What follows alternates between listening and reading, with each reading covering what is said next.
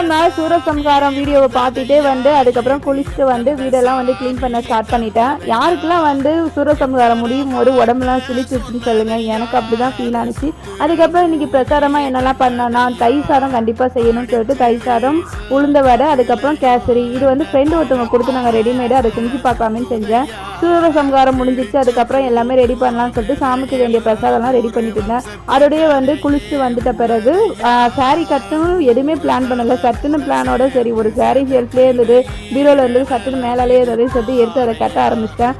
புடவை கட்டிட்டு அதுக்கப்புறம் வந்து வீடெல்லாம் வந்து மாப்பு போட்டு க்ளீன் பண்ண ஸ்டார்ட் பண்ணிட்டேன். இன்னைக்கு செஞ்ச எந்த ஒரு விஷயத்தையும் நான் பிளானோடையே செய்யலை. எல்லாமே ஆன் ஸ்பாட்டில் என்ன தோணுதோ அதை நான் செய்ய ஆரம்பித்தது தான்.